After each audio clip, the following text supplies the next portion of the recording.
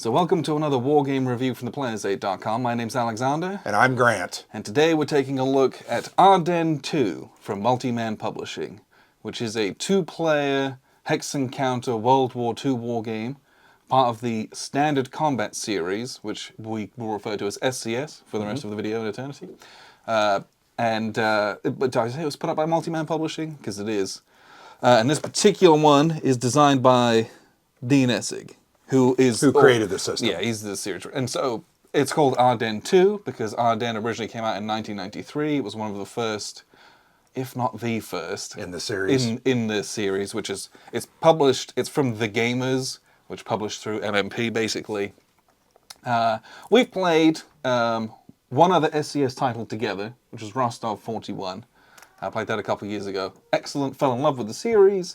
That's kind of a little one-mapper, if you can get a hold of it, which is tough. I think they've got a reprint coming up soon, though. Yeah. If you get a hold of that, it's a really good entry to wargaming. It's a really good entry to the SCS system. But they released Ardennes 2 this year. It's a big two-mapper. It's a bulge game, so if you've played any bulge games, you probably know kind of tactically and operationally what you're getting yourself in for.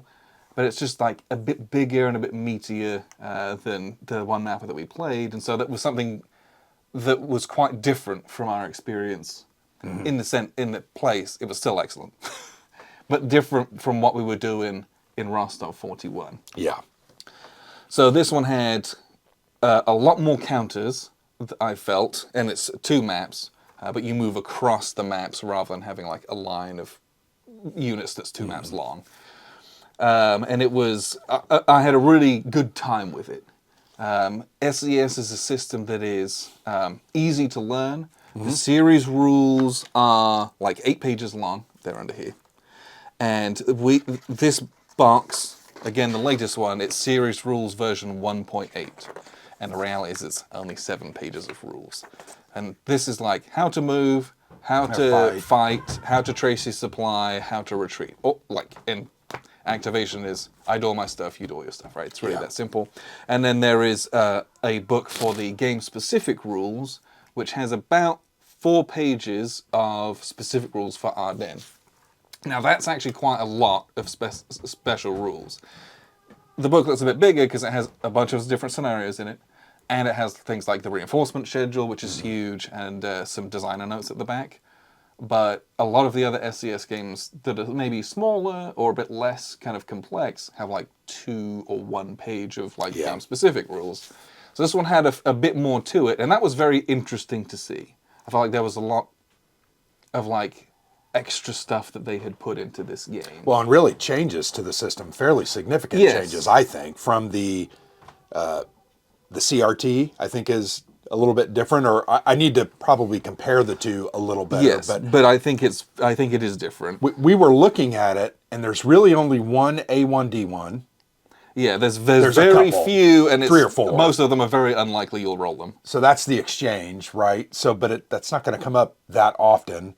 The other thing about it is there's the highest losses is a 2.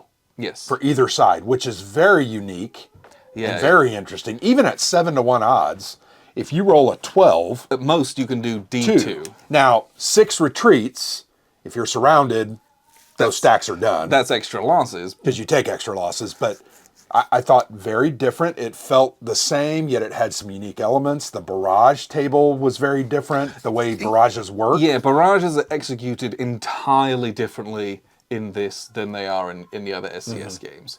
Most of the other SCS games, here's my little artillery piece, count my range, and I roll on a little chart, and the chart will either do some losses if I roll really well, or a disorganized. Or it'll put a DG disorganized marker, which is what's going to happen most of the time. This game, barrages are totally different. They do not do losses. No, you roll on the barrage table, which is a column on the terrain effects chart, and you might put a barrage marker out, which affects, it's like artillery is falling in that hex. And then that has knock-on consequences. Sometimes those are similar to DGs, but you can put out one of those, or you might put out half of those, you might put out 2 of those, you might put out a couple of halves that add up to a 1. But you're rolling a bunch of these different barrages, and then like, if people leave that space, the space is still being barraged by artillery for that turn or that day. And so if someone else drives in there, there might be a movement penalty. Or if an Right. enemy drives into there, they're going to suffer the same consequences as the original enemy unit. So there's lots of different bits and pieces like that that go on. It's very different. But the real cool thing about it is, you know, in the other SCS system games, there's losses, right? So you Yeah. do an artillery barrage in, and you might flip over a counter. So you go from a 4 defense strength to a 2 defense strength. In this one, they don't flip you over, but your defense and attacker strength goes either in half or in quarter. Yeah, if you've got 2, it You goes got to two. a quarter, yeah. So it's really the same principle, but it doesn't enforce losses. Yeah. Which is kind of interesting, kind of unique. And because of the scale of this game, so this game is much like smaller scale, like hex size wise, and I tried to look it up and I could not find a scale. If it's like Okay. 1 mile per hex or whatever, I don't know. I'm sure it's somewhere. It's something like that though, based on like. Is it on the back of the box? No, I looked. Okay. I looked everywhere. I couldn't find it. Okay. But that is very different from something like Rostov, where those are much bigger, like 15-mile hexes. Yeah. And so in this, when you barrage an area, it stays barraged for a whole turn, which is just a very interesting, different way of looking at it. That Yeah. when you just kind of, I DG some units, it's more appropriate for this one that it can do that as well. Sure. Which it was neat to see. I think another scale element that kind of made the game very interesting and unique was the concept of the zone of control bond. Yes. Never has been, as far as we know, Yeah, almost involved in the other underrepresented. system. But in this game, leg units and leg units only, right? It's not, you can't have 2 tank units Yeah, it's together in the a couple of hexes. infantry units. It's infantry units. So they can be motorized, they can be mech Right. infantry, but But if they're, you know, and there have to be 2 steps, which I also thought was interesting. yes. So it's a concept of the size of the units and the type of the units that allow them to dig in. You know, as we know in this battle, they dug slit trenches and foxholes and different things 30 yards apart, you know, so that they could cover a good amount of area. And in this game, the scale is shrunk down significantly. It's still operational, but that kind of took that into effect, right? Yeah. I hope I'm explaining myself well. Yeah, and so there's no like, so in a lot of other games, you might have like, oh, I attack with a tank in my stack, I get an armor bonus. There's no armor They don't have bonuses in this, yeah. But that's how they differentiate the units in this, is that you can create these zone of control bonds Yeah. with infantry-based units, because armor units could not perform that same function. And that is also reflected in the way that mechanized units move in this game as well. They got really high movement values, but they cannot go into the heavy forests. They Yeah. are punished for going into woods. And basically, if you veer off of the roads, you're going to stymie your advance Sure. significantly. Well, between the rivers and the woods or the forest, armor has got to stick to the roads. That's Yes. that's just the way it is. Even going into open is more expensive, Yeah. and doesn't really do you any good. So tanks need to stay on the roads, team up, move forward, and do what they do, right? Which then rolls itself into what we kind of love about a Bulge game, where like the crossroads is so important. The strategic Yeah. towns, why were they historically strategic? Well, our movement rules let us know why and Yeah. play into that. You want to stick to that. You have to go and take Bastogne, because if you don't, you can't unlock like the western half of the board, basically. Yeah, it is interesting when you look at Bastogne, and it's kind of, and you might notice we're looking off to the left. This is a 2-mapper. I don't know why we set it up over here. I set up over there because of the AAR stand doesn't Right. reach this far over. Normally we set it up over here in front of us, and we kind of sit in this area. There's some problems with the lights over here, but Yeah. we keep looking over here. But if you look at Bastogne, you know, there's about 8 or 10 different roads that come through Bastogne, and they kind of all come through that area. So if the Americans don't hold that, they can't be able to get their reinforcements where they need to go quickly enough. The Germans have to be able to control that, so they consequently can go further west and keep going. It's also worth a lot of victory points to It them is. as It's well. worth 5. I think it's the highest VP value. I think so too. Everything else is 1s or 2s, a couple of 3s. But it's very interesting, and that's why, the Americans set up where they did. It's why they established their base camps there, and that's why they were able to hold out for, the whole 2 weeks of the battle. So very unique, very interesting. That's one of the things I do like about the SCS system. It allows you that maneuver. It allows you that movement. Those concepts of strategic and exploitation movement, I just really like them. It's just fun. Well, and because the rule set's so easy, it allows you to immediately focus on those. Yeah. I'm not sat here worried about, am I getting these rules right? Like, how do I implement this weird, complex structure of, like, command or supply? You're just doing it. You do it, and you're immediately like, ooh, let me solve the tactical puzzles, which to me is one of the interesting parts about war games. I think the other thing about the game, now, I didn't play with you the first 2 turns, but the traffic spots. Yes. Or hexes. Very interesting, because that kind of set the game up so that the Germans could not, rush in because the roads just couldn't hold the traffic. Yeah, there was so much congestion, and there's a lot of those on the board. For the first 2 turns, you're just like creeping along and not really doing anything. Well, you kind of made the comment to me as you played the first 2 turns solo. You're like, just set me up on turn 3 and let's go. Yeah. Right? You could very easily have a turn 3 set up. And just start from that point. And then just give someone the turn 1 options. Because, you can do... There's some choices and there's some things that you can do on those first few turns. But if you had a turn 3 campaign set up, I don't think anyone would be mad that you had included that.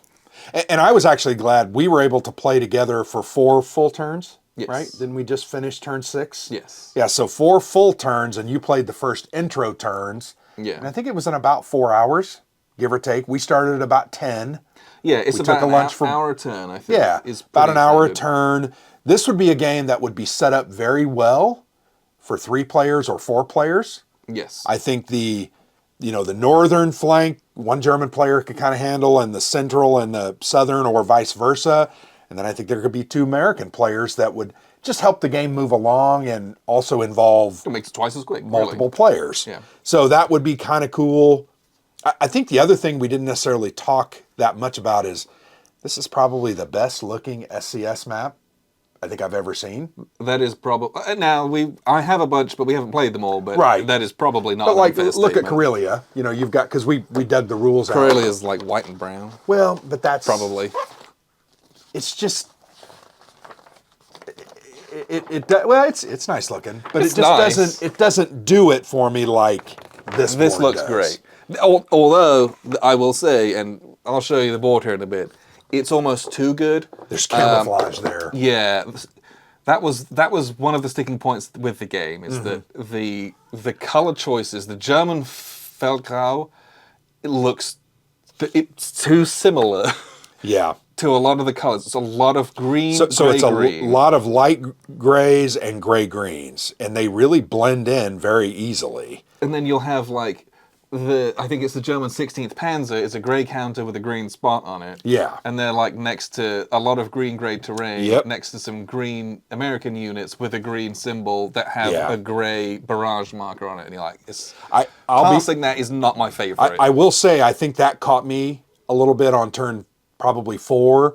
I didn't move many of my German units up in the... You can see they're still sitting there because I keep forgetting about them. How many times did I try to barrage my own stack up there? Right. You kept saying, I'm going to barrage it. And I'm like, dude, that's your stack.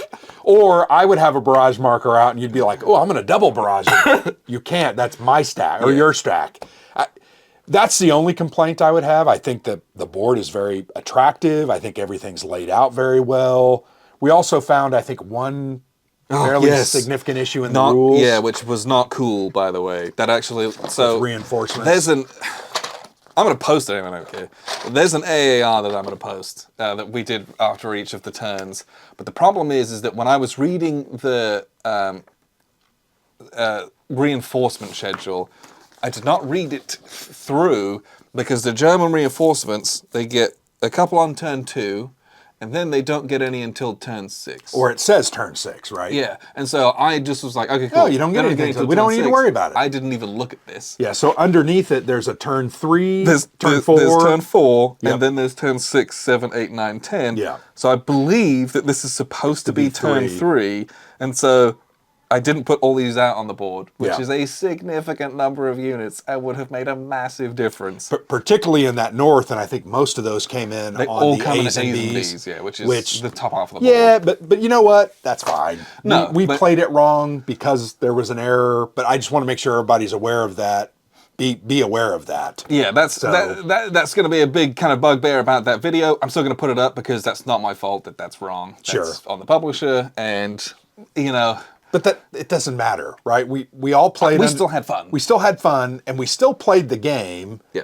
Just it didn't have the right reinforcement schedule. We still had a good time. Yeah. And still understood the system. I see that a little differently than maybe other people, but like, just know that that's wrong. Yeah, going Like, into it. Make sure you read that a bit more thoroughly. I would like to see MMP make a comment about that because and the I reality don't know what is the intent there was. It probably is just a print error, and I'm sure that there's an errata on the errata Already. sheet on BGG. Yeah. But like, This game just came out like 2 months ago. and it's also like, do I really have to look up the BGG errata Well- on every single game that comes out? And I would say, yes, you do. I do, but I hate that. We typically do not. No. We really typically do not. And it, as a philosophical thing, like, I should be able to play a game out of the box. Sure. And, you know, if I'd have continued reading that, I would have figured that out a bit earlier. So that was Yeah. partly my fault, but also, like, I don't know. I got to be able to play it out of the box, You at least don't to see- some extent. You don't see me mad about it No. because why? We had a great time. Yes. The game is solid. The system is solid. The mechanics are great. It allows you to get into the tactics and not so much worry about the rules. Yes. And I made this comment while we were playing. I'm not so sure. Now, we've only played a couple. But I have a lot. We do. But I think the Standard Combat series is becoming one of my favorites. It's very, very good. And it is very, very beginner friendly as well. Oh, yeah. And maybe that's why I like it, because the rules aren't as complex and it allows me to really get into the play. I don't know. But I really that is enjoy it. 100% why I like Yeah. this system. Because the BCS system, I really like that system too. Yes. A little more complex. A lot more complex. There's a lot more about supply and the blob concepts, and there's just some differences, but I still love that system. Yeah, but there's lots of different types of combats and types of maneuvers, and you got your snafu roll to do what kind of an activation you get. That's a lot more involved. This Fairly you standard. Set them up, line them up, movement, shooting guys, blowing Yeah. stuff up. And I enjoy when there's a solid system. You know, you've got a mechanism, a mechanics that's put down, and then the designer can kind of throw in the different chrome to make it historical, like the traffic hexes and the Blowing the bridges. and the differences in the barrages. I love that, right? Go ahead, throw that in. It's cool. So Yeah, it's amazing. I think about how different this is to Rostov 41, while still using the same bones. night and day, even though it's the same system. And then that is so much different again from Africa, which I've See, and played. I haven't played Africa, so. But it's totally different from both of those other two. Yeah, which is really a credit to the system. It's very flexible and very, I think, malleable, where people can change it and it still feels the Yes. same. So I like this system. Yeah, a what I'll lot. do is I'll show you how it works and kind of what the board looks like, and we'll kind of wrap up with a few final thoughts. So here's a look at a very small portion of the map. If you want to see the whole map, go watch the AAR that we made.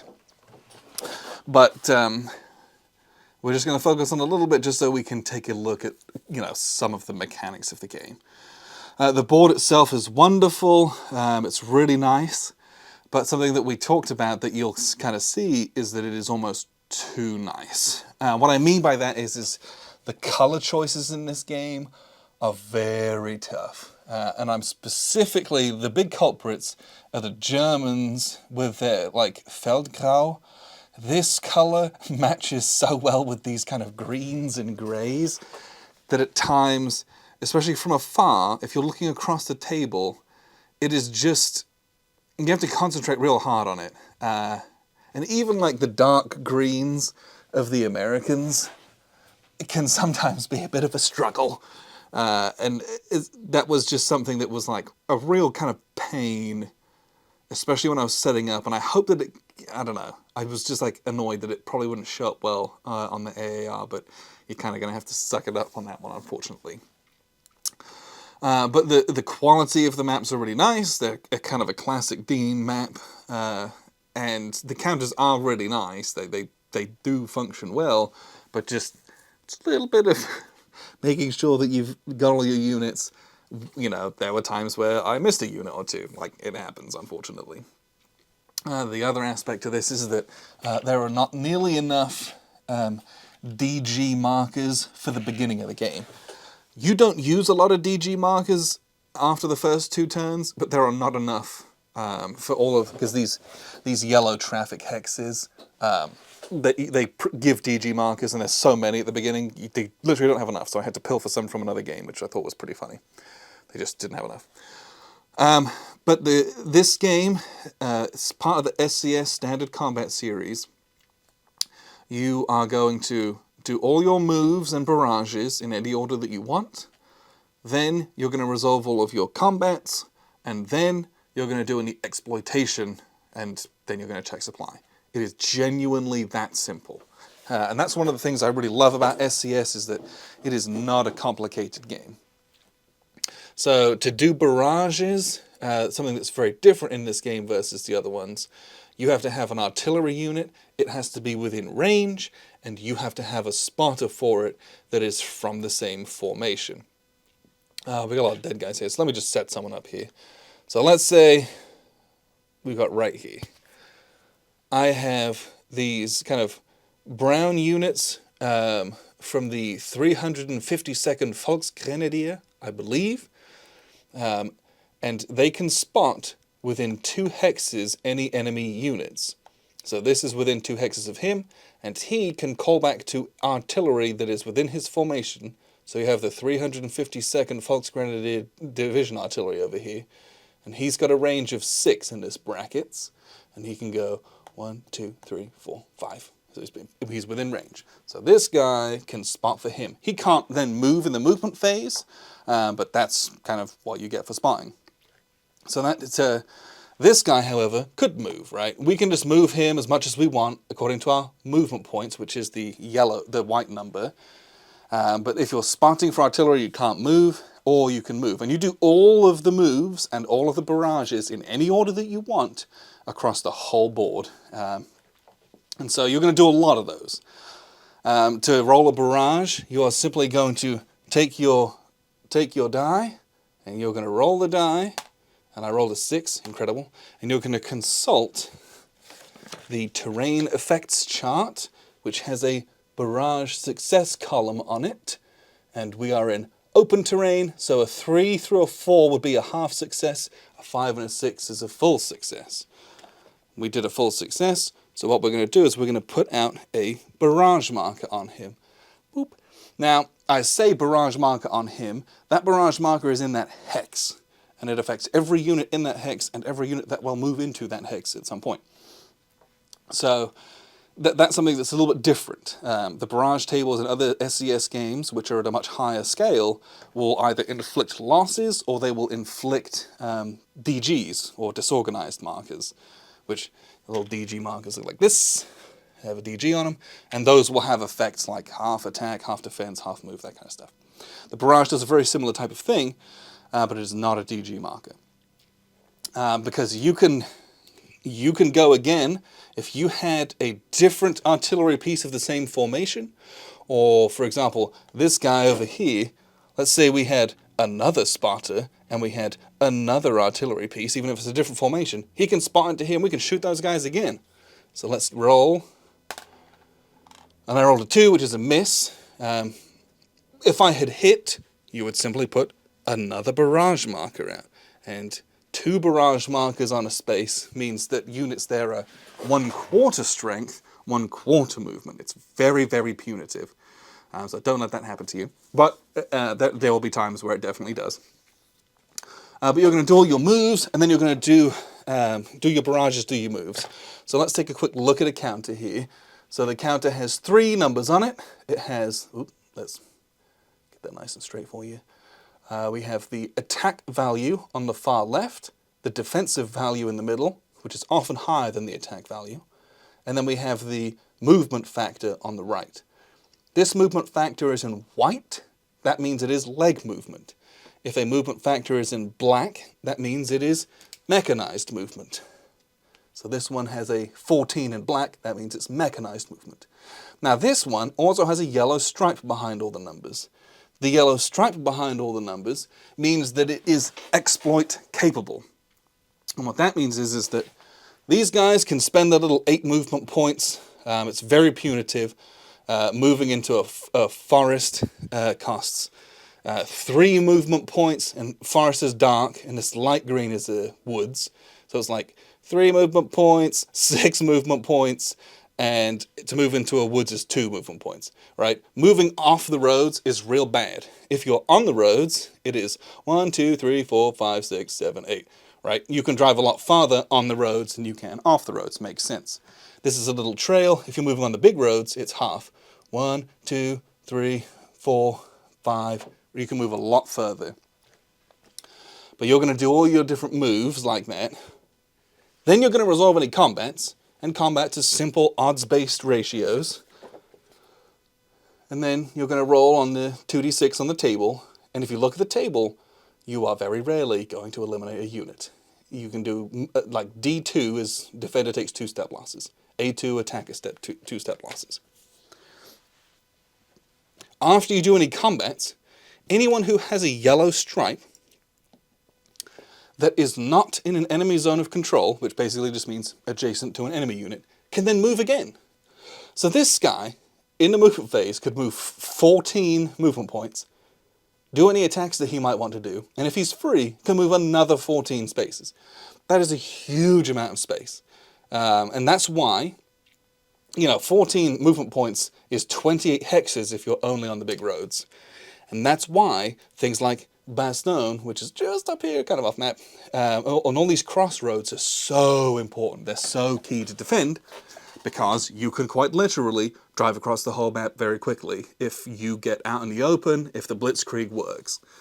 And so the exploit in this game is so strong that it forces you to have to defend where historically they did defend. And the emphasis on that road movement is really key. And mechanized units basically can't go in the dark green forests. So they can't outflank you in a lot of places. There are areas where they can, but not many. and it's a really, really neat part of the game. But that's the game. Combats is literally like, my stack goes against your stack, I roll 2d6, I might do some damage. Now, you're going to inflict a lot of retreats, which are very strong.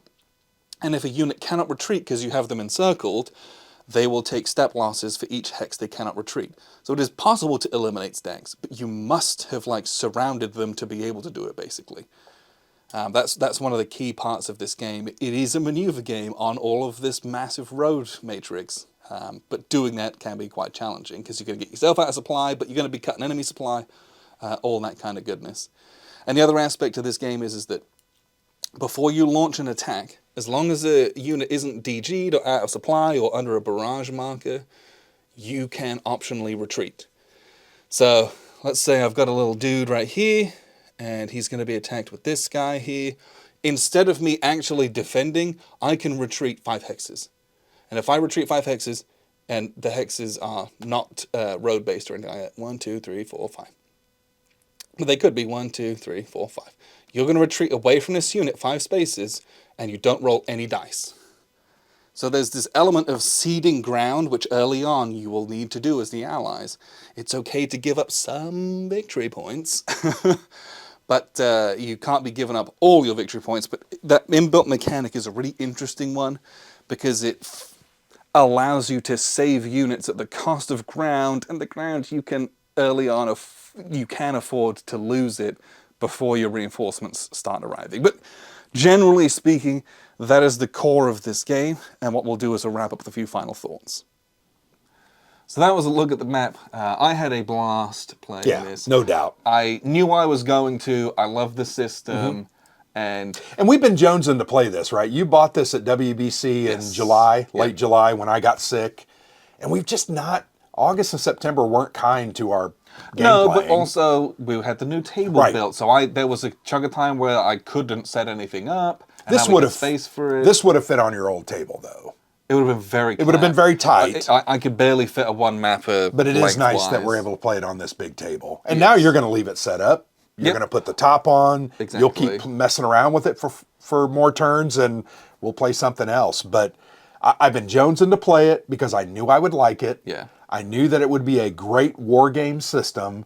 And who doesn't like bulge games? We've never played a bulge game that I've not liked. And that's the other question. If you've got a million bulge games, why would you want to get this one? What does this one offer you that other ones maybe don't? And to me, it's the playability. Yeah, it's you can so get into the game easy very to quickly. play. Yeah, and it's very clean as well. It's a nice, easy system. There's a couple things in the rules that I did not like. There's the barrage marker removal phase at the beginning of the turn. It's not clear, huh? But then there's also one at the end of each of the player turns. Where's that? And I do not really explain that at all. So and the explanations for it are like, they explain the dual one, but not the ones at each of the turns, which I think is I'm wondering interesting. if you have a duel, were they meaning that you only remove one? So then one remains? it just says barrage and DG marker removal phase, and it says you remove both sides barrage markers in the turn, in the pre-turn barrage. But so a few production problems. If they misprinted that. But with the rules, with the setup, and then that. I don't know. Were there any other errors that we saw? No. But I'm immediately... there was a little bit of a lack of clarity between, like, if a DG and the effect of a DG stack with a barrage. Sure. They just don't address it. Yeah. So, like, they say, hey, if there's two barrages, this is what happens. They just don't address if both of those other two things stack differently. Got it. So, we just made a house rule on it. Yeah, and we ended up just adjudicating it the way we felt was correct. Yes. So... But I had a great time playing it, and I kind of knew that I would, right? Yeah. I like the system, a bulge game. I know the historical outcome of what that looks like on the board, so I know kind of what I'm supposed to be doing. Yeah. And so I'm just playing the game, and then it's about like, ooh, the cool maneuvers that I did, or the crazy dice rolls that I had. Sure. You can really like savor those moments because that's what you're focusing on, instead of like trying to like. There's a lot of war games I have, and I'm like, oh, I don't know what I'm supposed to do. Sure. Like, I got to figure it out. Well, I think one other comment I would have about not only this game, but the system in general, is this is a good, old-fashioned hex encounter war game. Yes, agreed. We played Traces of War a couple of months ago. We played A Victory Awaits last year. These are systems that have been around for a long time, and they're just solid. Yeah. The reason they have 25 games is because they're good. Yep. And I think, to me, that's an indicator of their greatness. They're still around, even though the first one was in like the 1990s. Yes. I mean, that's forever ago. Really? Graduated from high school in 1991. 1993 is literally 30 years ago. Yeah, it's just, but that it's still here. In my brain, it's 7 years ago, but it was actually 30 years ago. And I think that's the way we all feel about it. But these games are still around because they're that good. Yes. This is a great game. This is going to be on my top 10 list for the year. I'm extremely glad we played it because I feel like, and I told you this a couple weeks ago, we've done a lot of different games this year. Yeah, for sure. We have not done as many hex encounter games this year, and I'm like, damn it. I want to sit down at the table. I want to put my bib on, and I want to gorge myself on some good old-fashioned hex encounter war game. And Traces of War did that for me. Arden 2 did that for me. We've got a couple of others that we're looking at, clipping. North Africa 41. These are great systems that have been around for a while, and I'm going to have a great time dining on them. And I just love this, right? Yes. Now, I also love card games that have cool war game mechanics and dice chuckers and other different We've things. done a lot of good games, but always love coming back to these. I really do. Yeah, I know that I'm going to get something very solid, very satisfying. Yes. And this is exactly what this is. It's big, but it's 16 turns. You're going to play an hour a turn, and that's 2 big days. Yes. If you're getting together, which you play it in a weekend. Okay, maybe I should have mentioned this earlier. Gosh, one of the most interesting things about this game is how you win. You do not, like every other game, how many victory points do you have at the end of the game? At the end of the game, after 16 turns, I had 31 victory points. That's what you had. Not in this game. Yeah, in this game, your victory is adjudicated on the most points that you had at any given point in the game, which I think is so cool. Yeah. Because, that throws off the shackles of what other games do, where you're like, I have to go and do this and maintain this. Whereas this was like, this is the Germans' last gamble on the Western Front. And so do crazy things. Throw absolutely everything, caution to the wind, which is kind of what happened. Because if you get all those points, it doesn't matter if everyone gets wiped off the board. Yeah. You had those points at one point, which is you had 31 points, and which it's just a very interesting way to do that. And maybe there's other games that do that. I've not read a game that did that. And does that balance this kind of typically? This isn't a one-sided affair. It's very common of a lot of games we've played where one side's very powerful at the beginning. They make a good push. If they don't get past a certain historical point, they're not going to win typically. And then the other side kind of gets good reinforcements and it comes back the other way. But this way, looking at the victory points and the way they did, really kind of takes that argument out of it. Yeah, like you have to push as much as you can. Get as much as you can to say, I got my 31. And then the next 6 turns you get your butt kicked, but you still did better historically than the Germans did. And you can very easily call it, because when you're going to I've got the most and now I'm just getting... Everyone's out of supply and I'm just going to die. You can call it at that point, but it's just such an interesting way, because you throw off all of that regular ethos of what commanders were thinking about keeping troops alive and supplying them and attrition. You are just trying to shoot the moon on this one and get to the coast basically. And so caution to the wind, which is an interesting way to look at victory points philosophically speaking. But I had a wonderful time playing this, and I will probably continue to do a little bit of it depending on if I can get my mind around the reinforcement schedule. You should definitely check this game out. If it's a 2-mapper, so maybe not everyone's got the space for it, but if you can fit a 2-mapper on the board and you like World War II, do it. You will be very well served by this game. No doubt. But I think that's pretty much everything that I have to say on it. I could probably go on and on and on, but I had a great time, just like you. Would love to continue playing. Would love to play it more, and I want to play more games in the system. I know you've got 6 or 7 of them that we haven't played. Over the course of time, we will do it. Yep, and I've got a couple that we haven't played, and we'll get there someday, one day, maybe. So, Arden 2 from Multiman Publishing. Check it out if you're interested. Appreciate you very much for tuning in. I've been Alexander with theplayersaid.com. And I'm Grant.